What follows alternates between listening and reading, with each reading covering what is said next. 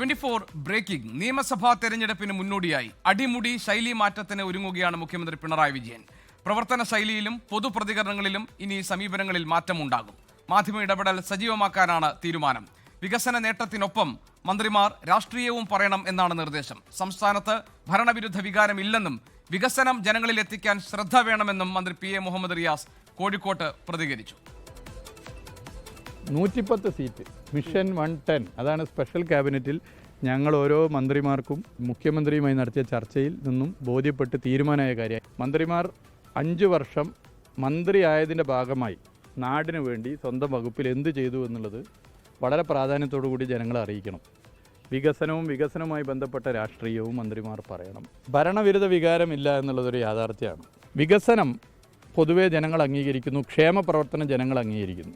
Mission 110 എന്ന special ക്യാബിനറ്റിൻ്റെ ലക്ഷ്യം അത് യാഥാർത്ഥ്യമാക്കാൻ വലിയ ബുദ്ധിമുട്ടില്ല. 110 സീറ്റ്, മിഷൻ 110, അതാണ്. ആർ ശ്രീജിത്ത് തിരുവനന്തപുരത്ത് വിവരങ്ങളുമായുണ്ട്. ശ്രീജിത്ത്, മിഷൻ 110-ലൂടെ സർക്കാർ നടത്തിയ വികസന പ്രവർത്തനങ്ങളും ക്ഷേമ പ്രവർത്തനങ്ങളും ഒക്കെ ജനങ്ങളിൽ എത്തിക്കാൻ മന്ത്രിമാർ ഉൾപ്പെടെയുള്ള സംഘം, ക്യാബിനറ്റ് സംഘം തയ്യാറെടുക്കുമ്പോൾ അതിനോടൊപ്പം തന്നെ മുഖ്യമന്ത്രിയുടെ സമ്പർക്ക രീതികളിൽ മാറ്റമുണ്ടാക്കാനും ശൈലി മാറ്റവും ഒക്കെ ഇതിന്റെ ഭാഗമായി ഈ മിഷൻ 110-ന്റെ ഭാഗമായി കൊണ്ടുവരികയാണോ? എന്താണ് സ്പെഷ്യൽ ക്യാബിനറ്റിൽ ഉണ്ടായിട്ടുള്ള പ്രധാനപ്പെട്ട തീരുമാനങ്ങൾ?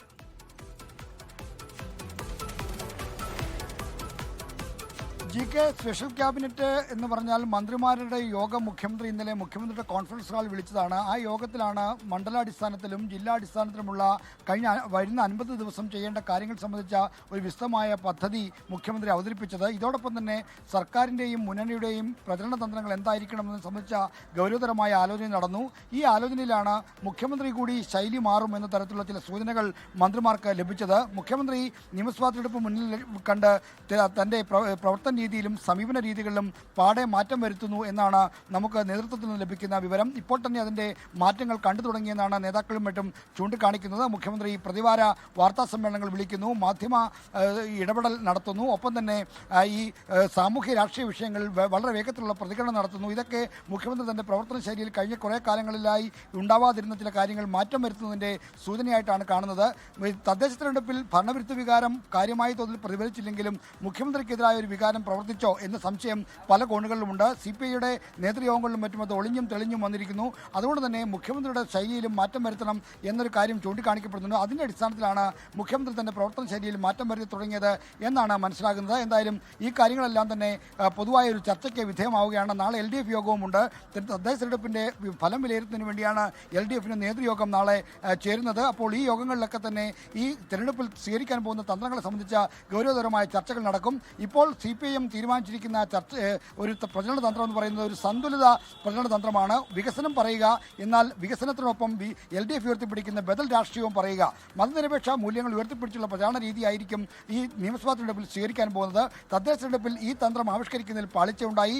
മാത്രമല്ല BJPയുമായി സമരസപ്പെടുന്നു, ഒത്തുതീർപ്പിലെത്തുന്നു എന്നതല്ല UDFിൻ്റെ പ്രചരണത്തെ വലിയ തോതിൽ പ്രതിരോധിക്കാനായില്ല. ഇടതുപക്ഷ നയങ്ങൾ എത്രത്തോളം ഫലപ്രദമായി കേരളത്തിൽ നടപ്പിലാക്കി, മാത്രമല്ല വർഗീയതയെയും മറ്റ് സംഘപരിവാർ കടന്നുകയറ്റങ്ങളെയും പ്രതിരോധിക്കുന്നതിൽ എങ്ങനെയാണ് ഇടതുപക്ഷത്തിൻ്റെ പ്രസക്തി ഉണ്ടാകുന്നത് തുടങ്ങിയ കാര്യങ്ങളെല്ലാം വളരെ വിശദമായി പ്രചരണമാക്കാനാണ് തീരുമാനം. ഒപ്പം തന്നെ സോഷ്യൽ എഞ്ചിനീയറിംഗും ഫലപ്രദമായി നടത്തും.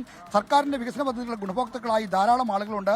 അവർ ആ ഗ്രൂപ്പുകളെ ലക്ഷ്യം വെച്ചുള്ള ടാർഗറ്റ് ചെയ്തുള്ള പ്രത്യേക ഇടപെടൽ നടത്തും. ഇങ്ങനെ ഒരു ഇടപെടൽ നടത്തുമ്പോൾ ഈ ചെറിയ വോട്ടുകൾക്ക് ജയപരാജയങ്ങൾ നിർണ്ണയിക്കുന്ന മണ്ഡലങ്ങളിൽ അത് നിർണായകമായി മാറുമെന്നാണ് മുഖ്യമന്ത്രി ഇന്നലെ മന്ത്രിമാരുടെ യോഗത്തിൽ പറഞ്ഞത്.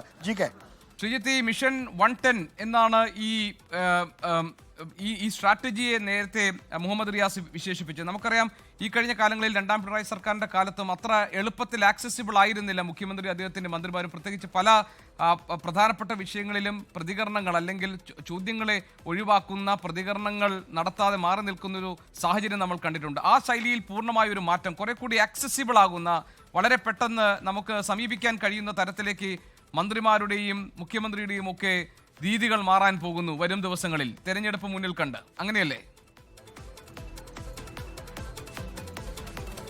GK 2 ദിവസം മുമ്പ് 24 ഒരു വാർത്ത പുറത്തുവിട്ടിരുന്നു. CPIM സംസ്ഥാന സമിതിക്ക് പിന്നാലെയായിരുന്നു. മന്ത്രിമാർ രാഷ്ട്രീയം പറയണമെന്ന നിർദ്ദേശമാണ് CPIM സംസ്ഥാന സെക്രട്ടേറിയറ്റിൽ സെക്രട്ടറി MV ഗോവിന്ദൻ നൽകിയത്.